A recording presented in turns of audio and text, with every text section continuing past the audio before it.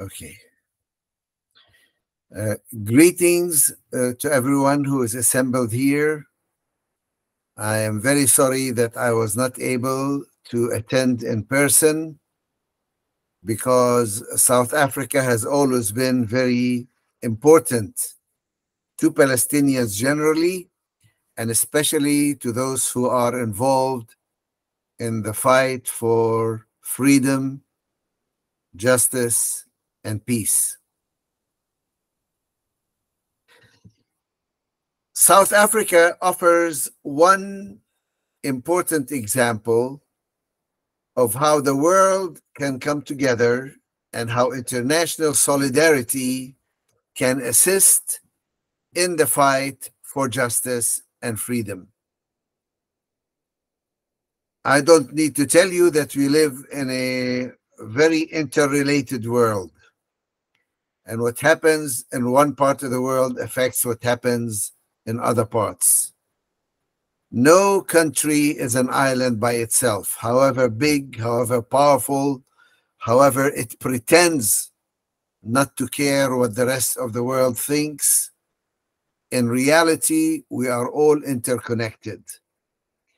And tactics, nonviolent tactics like boycotts, divestments, and sanctions are in fact very effective tools for achieving justice.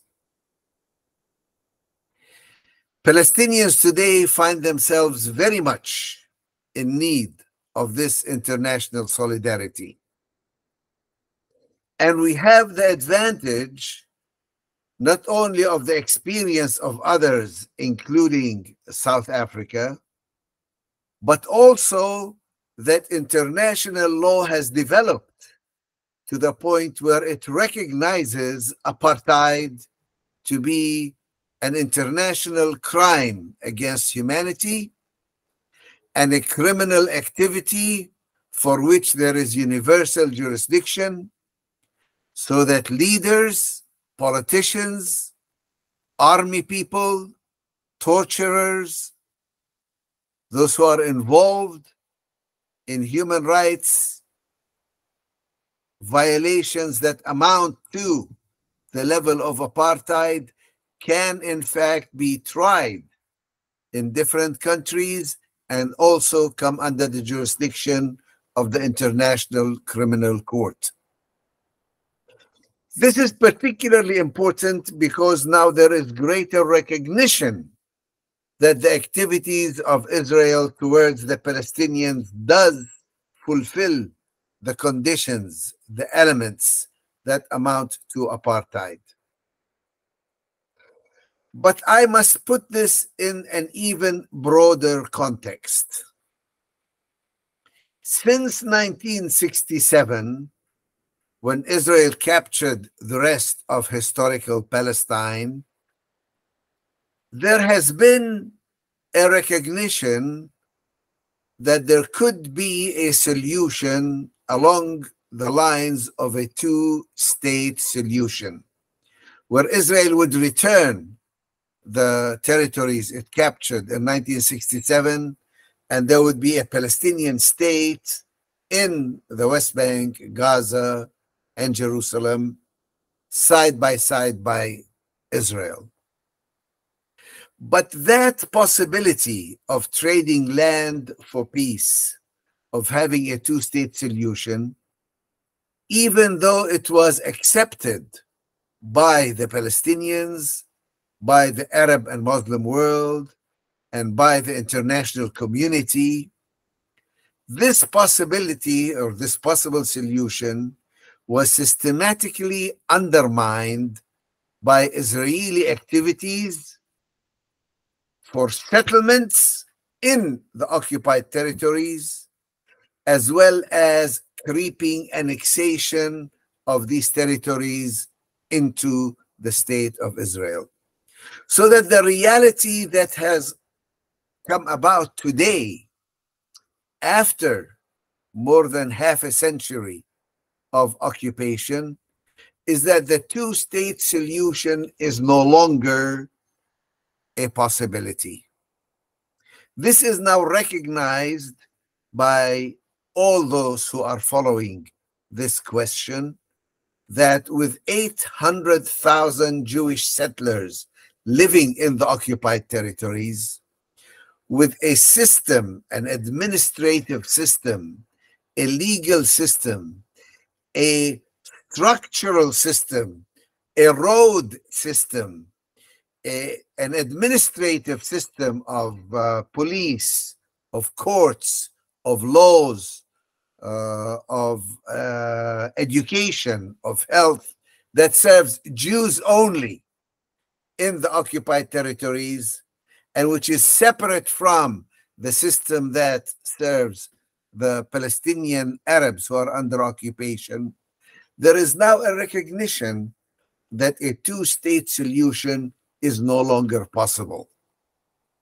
There is also a recognition that the state of Israel can no longer deny the fact that it was created on a basis that is discriminatory, that the privileges, the domination, the power, the control that is sought and obtained on behalf of Jews throughout historic Palestine, not just in the occupied territories, is such and so deeply ingrained in the structures of the state that the entire state today is an apartheid state. It is not just a question of apartheid being practiced in the occupied territories between the settlers living under Israeli law and the Palestinians living under military law and administration. It is now the entire area of historic Palestine, which contains basically two populations: a Jewish population that has all the power and who can live wherever they want and enjoy their privileged superior status of domination, and a non-Jewish population, the original indigenous Arab Palestinian population, who do not enjoy power, who do not enjoy equality, who do not enjoy the same access to resources, who cannot develop and obtain licenses to build, who cannot create new towns and structures, who cannot participate in the life of the community because they are being subjugated, controlled, and dominated by Zionist forces on behalf of Jews. Now, this is the reality, even though the Arabs, the Palestinian Arabs, are segregated to the point where they live under different regimes. Those who live in Gaza, for example, are under siege. Those who live in the West Bank are fragmented into area A, B, and C, and they are basically under military control. Those who live in East Jerusalem have a separate, unique status where they are residents of Israel, but not citizens of Israel. And those who are citizens of Israel, those who are living mostly in the Galilee and in the Negev and in what's called Israel proper, live as second-class citizens. Their rights are severely controlled, and the discrimination against them is more and more blatantly written into the laws and the structures of the state. That being the case, you have these two populations, a Jewish population of roughly 7 million people, and an Arab non-Jewish population, again, of roughly 7 million people, living together in what is really only one state. And that state controls all the borders, controls every entry of people and goods in and out of the territories, controls the economy, controls the finances, the currency, controls the population registry, which is very important because without being recorded in the registry, you are not allowed to even live in the country. Their Knesset, their parliament, sets the laws and the rules that govern the entire territory. Their army rules the entire territory. And while it delegates some of that internal municipal authority to the Palestinian Authority, it does so under its control. That being the case, given that this is an apartheid system, the question arises then, what is the answer? What is the solution? How can we move beyond this existing unjust and oppressive situation? Now, there are different solutions that have been proposed, and as I mentioned, the idea of a two-state solution, which was very prevalent and which obtained a lot of recognition and a lot of legitimacy under international law, has been thoroughly undermined and made no longer tangible and workable. In my humble opinion, while there may be different formulae, the only formula that can work is a one-state formula, because that's the reality. The reality is there is only one state. The only issue then is, how is that state to be administered? Can this state be truly democratic and address the needs and the interests of both communities? Can it be democratic and still allow for the aspirations of the Jewish people as well as of the Palestinian people? Can one state accommodate Palestinian nationalism, in other words, and Jewish Zionism? In my humble opinion, that is possible. That is possible if we are willing to share the land on the basis of equality, and if we are willing to put in place structures and guarantees that ensure full rights to both communities, regardless of the demographic balance between them. You see, some people have the wrong idea about demography and democracy. They think that democracy simply means having elections, one person, one vote, and that is how you elect your government, and then the government can do whatever it wants. That is a dangerous definition because it allows 51% of the population to control, dominate, discriminate against, and deprive the minorities of their rights.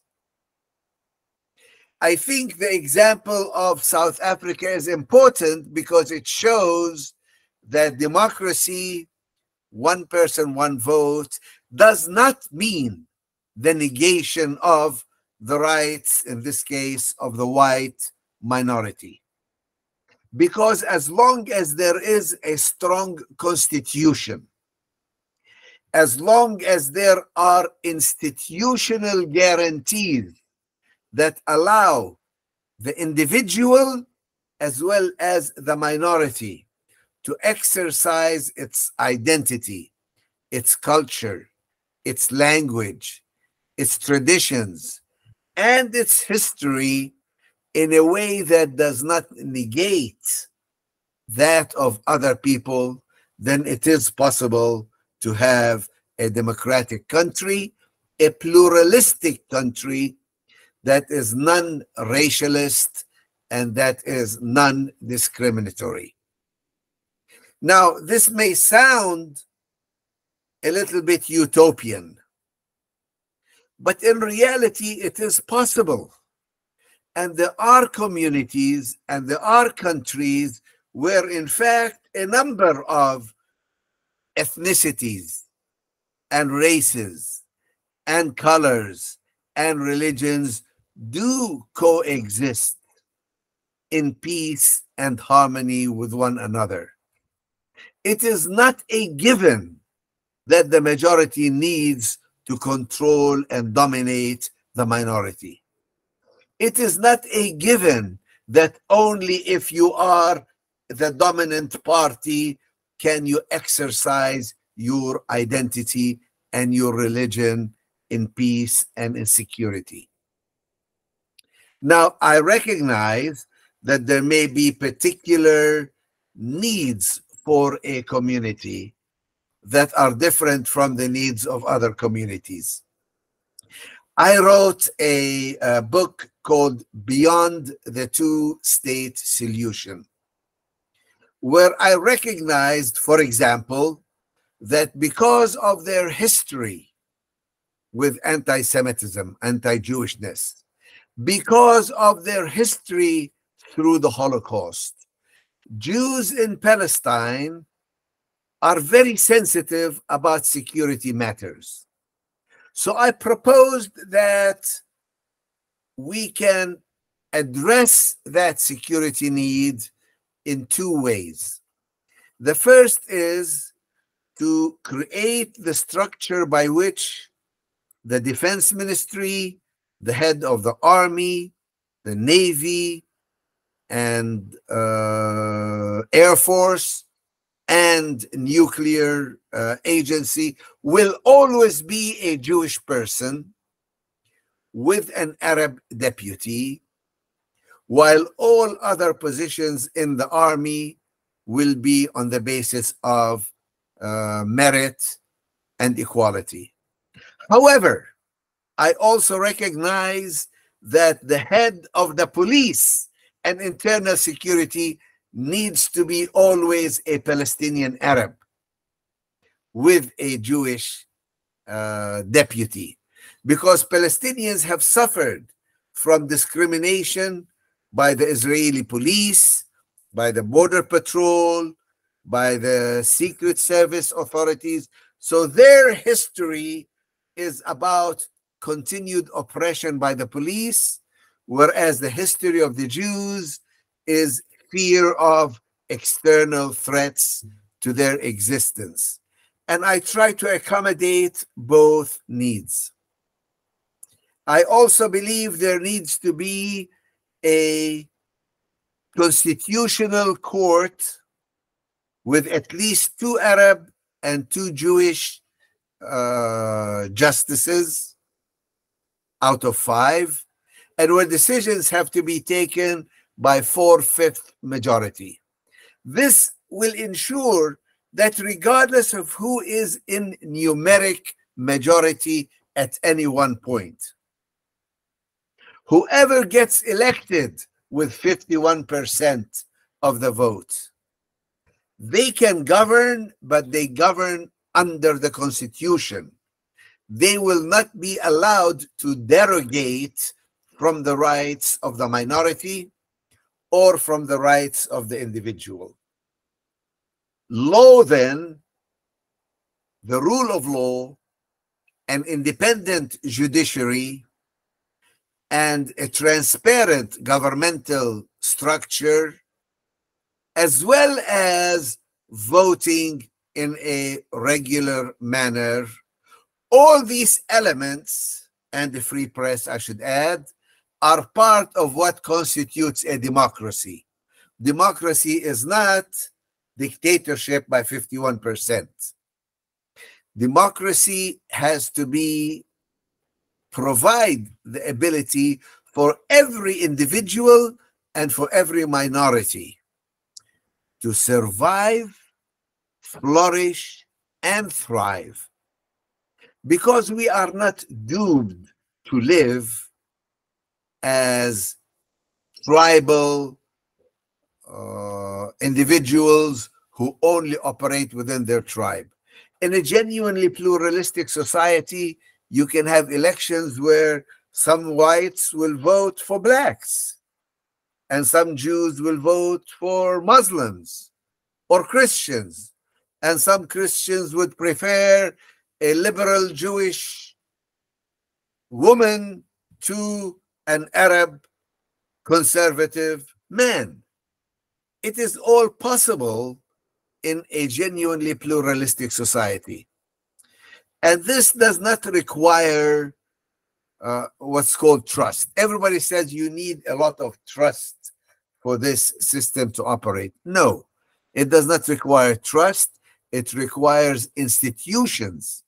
It requires guaranteed structures that ensure that at least in the public sphere, at least when it comes to public resources, that there is genuine equality and there is genuine access to resources and there is a genuine prohibition on discrimination and bias, so that any individual, regardless of what their identity is, their ethnicity is, their religion is, their sex is, their gender is, they can still exercise their rights as citizens. There needs to also be structures for family law that are both civil and religious, so that people can follow their religious tradition if they choose, but if they don't, they can follow civil marriage, civil divorce, and civil personal status matters. That should be an individual choice and not forced on them by the particular religious or ethnic community in which they were born. This is one of the problems that many people have in Palestine today, where they are caught in a legal system that forces them to follow the religious courts of their particular religion. And some of them are not recognized by the local laws, and therefore they are in a very difficult situation. Now, all these details we can discuss and argue about. What I want to say that is not open for discussion or argument is the principle of equality, the principle of justice, the principle of creating structures that serve the people rather than forcing people to serve ideologies which are racist and which are racialist and which are discriminatory. Now, communities may have, as I said, a difficult history that they need to overcome or that they need to cope with. And we have to be sensitive to where people are and where they came from. But in the end, we need to create structures that are just. We need to create structures that recognize the humanity, in fact, that there is something divine in each of us that needs to be respected. That's the idea behind international law, that there is something sacred, there is something of God in each of us, that structures and states and organizations and governments and government officials are required to accept and are required to recognize and are required to protect. Now, Palestinians have a long way to go to achieve such a just society. And we cannot do it alone. We need both our Jewish brothers and sisters to also be willing to join us in the fight for justice. And we also need the international community in solidarity to join in the same fight. And it's important for us to send the message somehow that by calling for such a just solution, we are not trying to destroy the Jewish people in Israel today. We are trying to destroy the system of Jewish domination, the system of Jewish supremacy, the system of control by one group over others. Just like in South Africa, it was very important for the ANC to ensure that people know that this was not blacks fighting against whites, but it was blacks and whites, some whites, maybe not many, fighting against apartheid, fighting against a system of white supremacy.